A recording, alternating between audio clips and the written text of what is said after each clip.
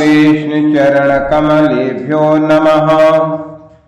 प्रेम दर्शन भक्ति के प्रधान सहायक नारद भक्ति सूत्र का 76वां सूत्र से नारद जी कहते हैं कि भक्ति शास्त्राणि मननीयानि तद उद्बोधक कर्माण्यपि करणीयानि। उस प्रेमा भक्ति की प्राप्ति के लिए भक्ति शास्त्र का मनन करते रहना चाहिए और ऐसे कर्म भी करने चाहिए जिनसे भक्ति की वृद्धि हो। भक्ति चाहने वालों को न कोई ग्रंथ देखना चाहिए और न कोई कर्म करना चाहिए, ऐसी बात नहीं। उनको तर्क वितर्क का त्याग करके बार बार ऐसे ग्रंथों को अवश्य देखना चाहिए जिनमें भगवान की भक्ति का निरूपण हो, भक्ति का महात्म्य हो, भक्ति के साधन बतलाए गए हों, भगवान के प्यारे भक्तों के पुण्य चरित्रों की कथाएं हों और भक्ति के वश में होकर रहने वाले भगवान के प्रभाव हो, गुण हो, रहस्य हो। ऐसे भक्ति शास्त्रों के अध्ययन से महात्मा भक्त संतों की वाणियों के श्रवण और पठन से भगवान के प्रति प्रेमा भक्ति का उदय होता है। हाँ, भक्ति चाहने वाले पुरुषों को ऐसी पुस्तकें कभी नहीं पढ़नी चाहिए, न सुननी चाहिए जिनमें श्री भगवान का और श्री भक्ति देवी का खंडन किया गया हो, उनका महत्व कम बतलाया गया हो और भक्तों की निंदा की, जिनमें अलौकिक विषयों की महत्ता का ही वर्णन हो। ऐसी पुस्तकें भी ये दोनों लाभदायक नहीं होती जिनमें भगवान भक्ति और भक्तों का महत्व न हो। इसके सिवा राग द्वेष काम क्रोध और वैर विरोध उत्पन्न करने वाला साहित्य तो छूना भी नहीं चाहिए। इसीलिए तो कहा गया है कि यस्मिन् शास्त्रे पुराणे वा हरिर्भक्तिर न दृश्यते अश्रोतव्यम दैव तच्छास्त्रम यद ब्रह्मा स्वयं वदेत।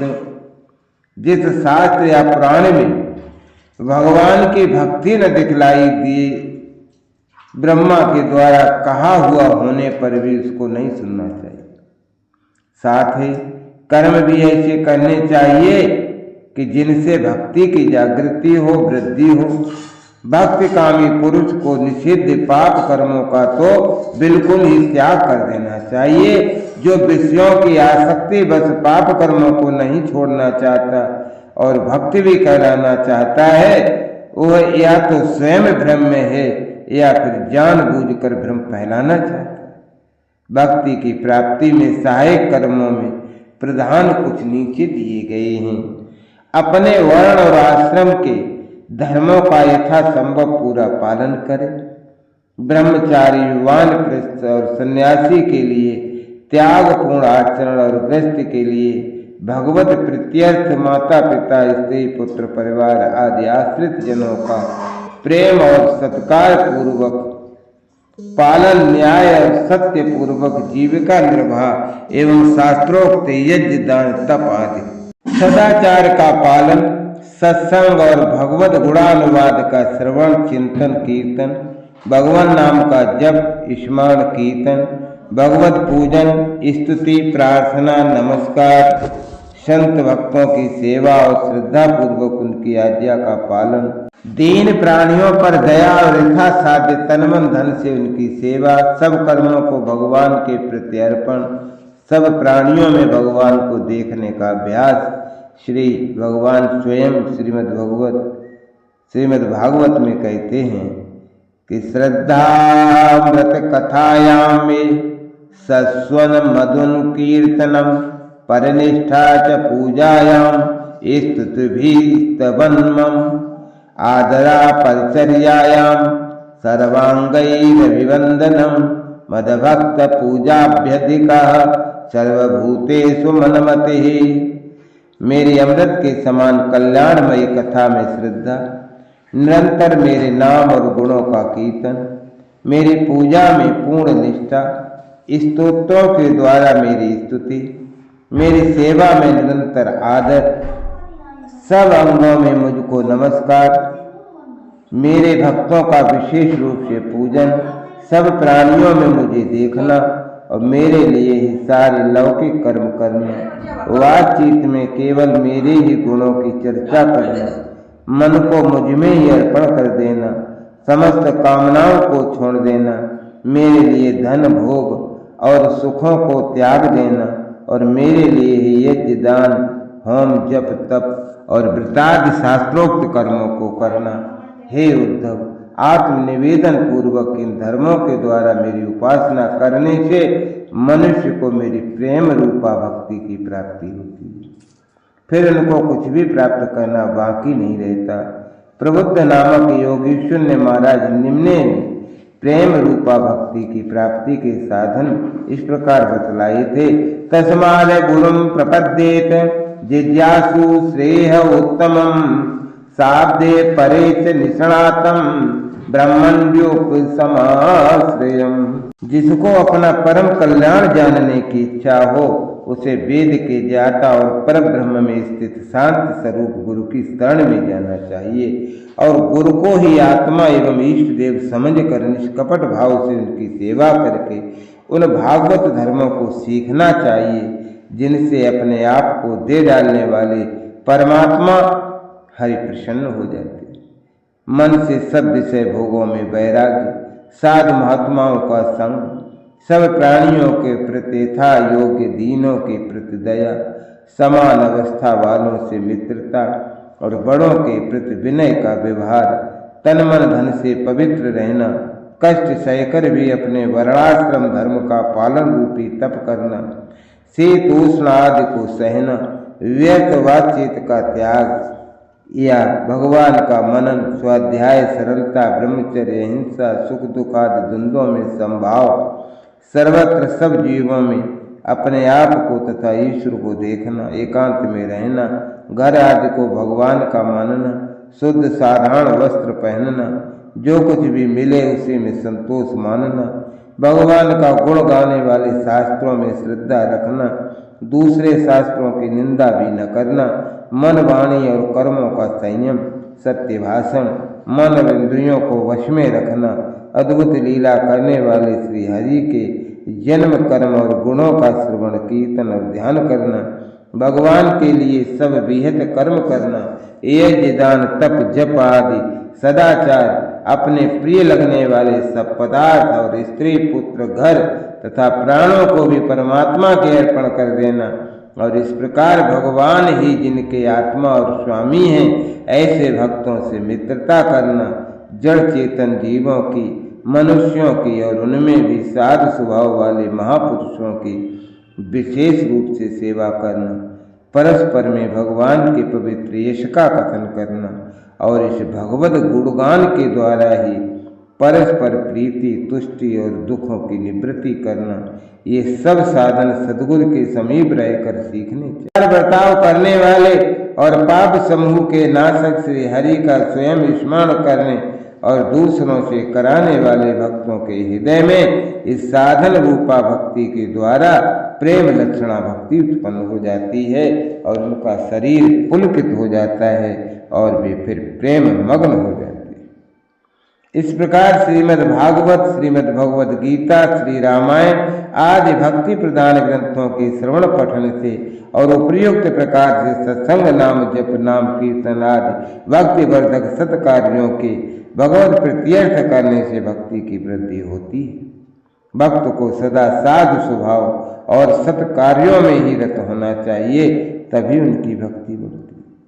श्रीमद् भगवद गीता में भगवान श्री कृष्ण ने अपने प्यारे भक्तों के लक्षण बतलाते हुए कहा है कि अद्वैता सर्वभूतानां मैत्रा करुणैव च निर्ममो निरहंकारा सम दुःख सुख क्षमी संतुष्टा सत्तम योगी यतात्मा दृढ़ निश्चया मयि अर्पित मनो बुद्धिर मद्भक्ता स मे प्रिय। दुजिते लोको लोको न दुजिते चया हर्षामस भय द्विगैर मुक्त्वा स च मे प्रिय।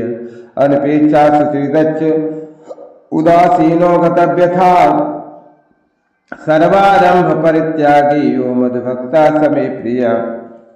यो न हृष्यति न द्वेष्टि न शोचति न कांचति शुभाशुभ परित्यागी भक्ति मान्या समे प्रिय समासत्रौ मित्रे च तथा मानापमानयो शीतोष्ण सुख दुखेषु समासंग विवर्जिता तुल्य निंदा स्तुतिर्मौनी संतुष्टो है निके निश्चित अनिकेता स्थिरमति भक्तिमान में प्रियो नरा ये तु धर्म्यामृतमिदमितोक्तं पर्युपासते श्रद्धाना मत परमा भक्तस्ति विमे प्रिय। जो किसी भी जीव से द्वेष नहीं रखता, जो सबका मित्र और दयालु है, जो ममता और अहंकार से रहित है, सुख दुखों की प्राप्ति में समभाव वाला और क्षमाशील है, जिसका चित्त निरंतर मुझ में लगा है, जो सदा संतुष्ट है, मन और इंद्रियों को जीते हुए है, मुझ में दृढ़ निश्चयी है, और जिसने अपने मन बुद्धि को मुझे सौंप रखा है, वो मेरा भक्त मुझे प्रिय। जिससे किसी जीव को उद्वेग नहीं होता, जो स्वयं किसी जीव से उद्विग्न नहीं होता, जो हर समय से भय और विवेगादि से छूटा हुआ है, वो भक्त मुझको प्रिय। जिसको किसी भी वस्तु की अपेक्षा नहीं है, जो शुद्ध चतुर और उदासीन है, जो दुखों से मुक्त है और मैं करने वाला हूँ इस अभिमान से किसी कार्य का आरंभ नहीं करता, सब कुछ भगवान का ही किया मानता है, वो मेरा भक्त मुझको प्रिय। जो न हर्षित होता है, न द्वेष करता है, न शोक करता है और न कुछ चाहता ही है, जो शुभ और अशुभ किसी भी कर्म को आसक्ति और फल की इच्छा से नहीं करता, वो भक्तिमान पुरुष मुझको प्रिय। जो शत्रु मित्र में, मान अपमान में, सर्दी गर्मी तथा सुख दुखादि द्वंद्वों में समान भाव रखता है, जिसकी मुझको छोड़कर किसी भी पदार्थ में आसक्ति नहीं है, जो निंदा स्तुति को समान समझता है, जो चित्त तथा वाणी से केवल मेरा ही मनन और कथन करता है, और जो किसी भी प्रकार जीवन निर्वाह होने में संतोष रखता है, जिसका अपना कोई घर नहीं है, अर्थात जो घर में ममत्व रहते है, या जो घर द्वार सबको भगवान के मान चुका है, वो स्थिर बुद्धि भक्त पुरुष मुझको प्रिय। जो श्रद्धावान पुरुष मेरे ही परायण होकर उपयुक्त धर्म में अमृत का भली भांति सेवन करते हैं, वे भक्त तो मुझको अत्यंत प्रिय है। श्री भगवान के बतलाए हुए लक्षण सिद्ध भक्तों में तो स्वाभाविक होते हैं, और भक्ति के साधकों को इन्हें अपना आदर्श मानकर इनके अनुसार आचरण करने की चेष्टा सतत करनी चाहिए। भक्ति शास्त्र के अध्ययन मनन से तथा भक्ति को बढ़ाने वाले साधनों में लगे रहने से भक्त को योग जन दुर्लभ प्रेम रूपा भक्ति की प्राप्ति होती है। सुख दुखेच्छा लाभादित्यक्ते काले प्रतीक्षमाणे क्षणार्धमपि व्यर्थम न नेयम।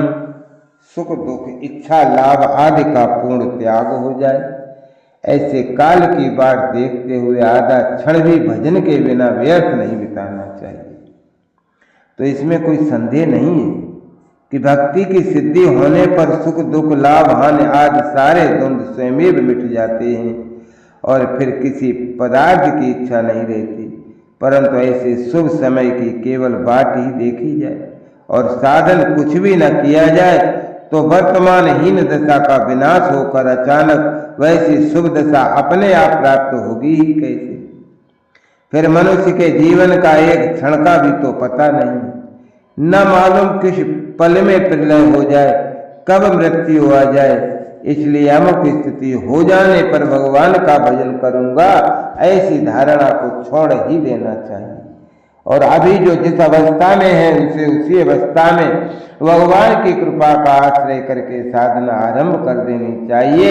आधे क्षण के लिए भी विलंब नहीं करना चाहिए। कबीर क्या कहते हैं? श्री कबीरदास जी कहते हैं कि काल करे सो आज करे, आज करे सो अब, पल में परलय होएगी फिर करेगो कब। पलक मारते मारते मृत्यु के ग्रास बन जाओगे, फिर कब करोगे। ये मत समझो कि कभी अभी छोटी उम्र है, खेलने खाने और विषय भोगने का समय है, बड़े बूढ़े होने पर भजन कर लेंगे। कौन कह सकता है कि तुम बड़े बूढ़े होने से पहले ही नहीं मर जाओगे? अरे मौत की नंगी तलवार तो सदा ही सिर पर झूल रही है। इस पर एक दृष्टांत है कि एक भ्रमर था, वो कमल के अंदर बैठा कमल का रस पी रहा था और उसकी सुगंध से मस्त हो रहा था। इतने में संध्या हो आई। सूर्य के छिपते ही कमल संकुचित हो जाता है, अतएव कमल बंद हो गया और मोटे मोटे साल और शीशम के पेड़ों को छेद डालने की ताकत रखने वाला भ्रमर विषयाशक्ति के कारण उसके अंदर ही रह गया और फिर विचार करने लगा।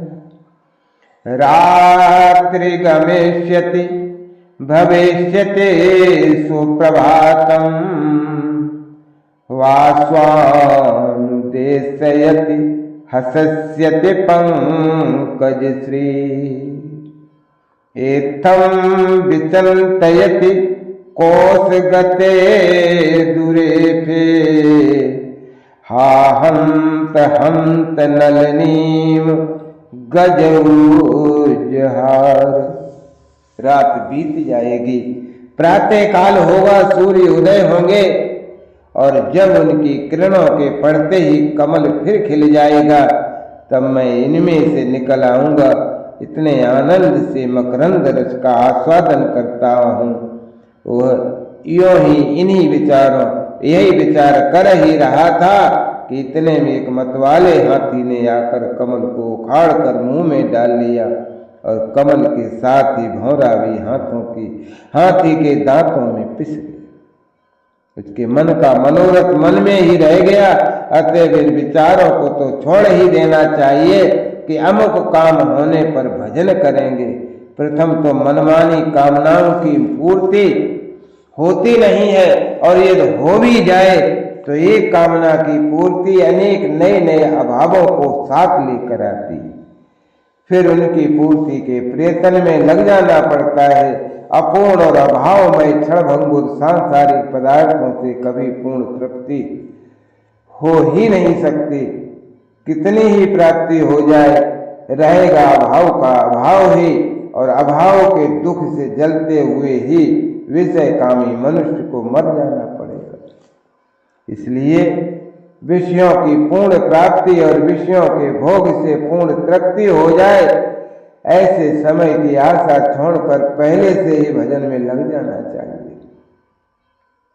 इसके सिवा एक बात और विचारणीय है कि आज अच्छे संग से हमारे मन में भगवान को या भगवान की भक्ति को प्राप्त करने की इच्छा हुई और हमने क्षण भर के लिए अपने जीवन का ध्येय भगवत प्राप्ति माना है, परंतु हम विचार करते हैं कि अमुक स्थिति हो जाने पर इस ध्येय की प्राप्ति के लिए साधन किया जाएगा।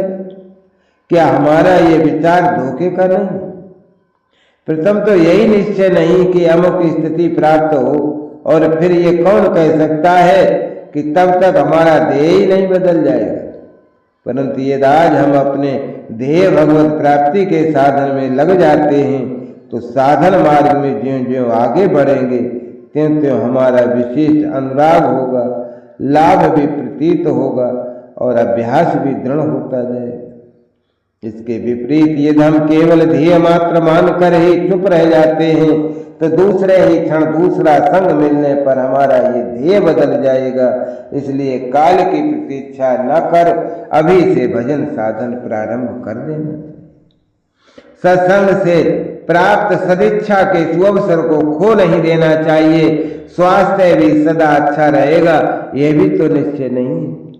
अरे जब तक स्वास्थ्य ठीक है तभी तक साधन भजन होता है, और स्वास्थ्य बिगड़ जाने पर, इंद्रियों के अशक्त हो जाने पर और बुढ़ापा आ जाने पर यदि पहले पूरा अभ्यास नहीं किया गया है तो भजन में फिर मन नहीं लगेगा। महाराज भर्तृहरि ने इसीलिए तो कहा है कि जब तक शरीर स्वस्थ है, बुढ़ापा नहीं आया है, इंद्रियों की शक्ति पूरी बनी हुई है, आयु के दिन शेष हैं, तभी तक बुद्धिमान पुरुष को अपने कल्याण के लिए अच्छी तरह यत्न कर लेना चाहिए। घर में आग लग जाने पर कुआं खोदने से क्या होगा? इसलिए भक्तगण भगवान के शरण होकर पुकारा करते हैं कि आयु प्रतिदिन देखते देखते नष्ट हो रही है प्रभु, जवानी बीती जा रही है, गए हुए दिन लौट कर आते नहीं हैं, काल जगत को खा रहा है, लक्ष्मी जल के तरंग की भांति चंचल है और जीवन तो बिजली की चमक के समान अस्थिर है। अतएव हे शरण देने वाले प्रभु, मुझ शरणागत की तुम अभी रक्षा कर लो न। हे कृष्ण, हे कृष्ण, कृष्ण तुदीय पद पंकज पंजरांते अदैव में विशतु मानस राजहंसा। प्राण प्राण समय कफवात पित्तय कंठावरोधन विधौ स्मरणं कुतस्ते। हे कृष्ण, हे कृष्ण, तुम्हारे पद कमल रूपी पिंजरे में मेरा यह मन रूपी राजहंस आज ही प्रवेश कर जाए। प्राण निकलने के समय जब कफ वायु और पित्त के बढ़ने पर कंठ रुक जाएगा, उस समय तुम्हारा स्मरण कहां से होगा प्रभु।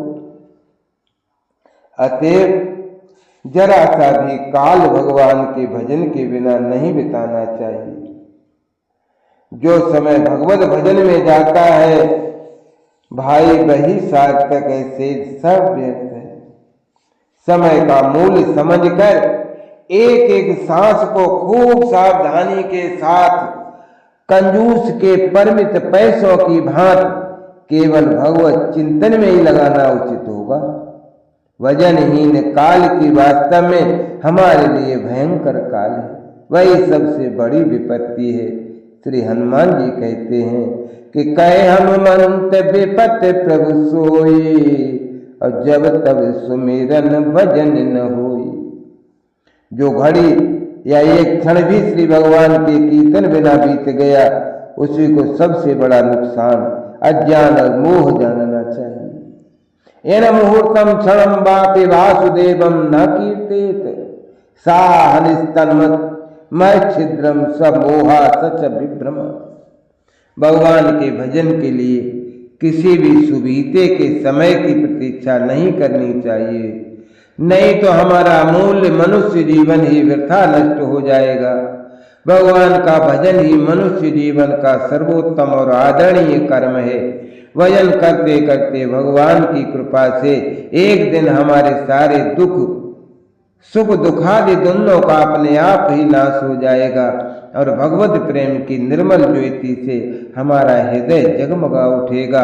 सब दिशाएं और सारा ब्रह्मांड उस निर्मल शीतल स्निग्ध ज्योति से भर जाएगा और तब हमारे आनंद की कोई सीमा रहेगी नहीं।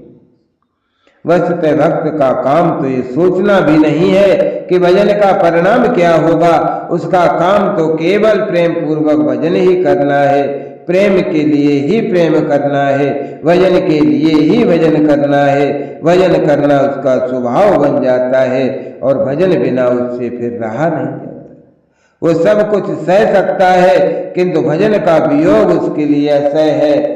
श्रीमद् भागवत में भगवान बताते हैं कि यदि भगवान के भक्त से कहा जाए कि तुम आधे क्षण या आधे निमेष के लिए भी भगवत चरणों का चिंतन छोड़ दो और त्रिलोकी के संपूर्ण वैभव को ले लो, तो वह इस बात को स्वीकार नहीं करेगा।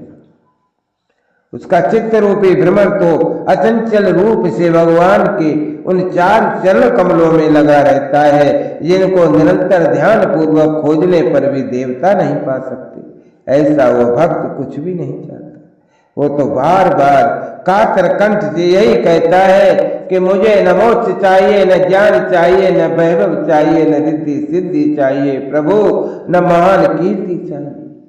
किसी भी योनि में जाना पड़े, कुछ भी हो, इसकी भी तनिक सी चिंता नहीं। बस हे मेरे प्रियतम, तुम्हारे श्री चरणों में मेरा प्रेम बिना किसी हेतु का, प्रेम पगला प्रेम, अंधा प्रेम, प्रेममय प्रेम, प्रियतम मैं प्रेम दिनों दिन बढ़ता ही रहे, बढ़ता ही रहे।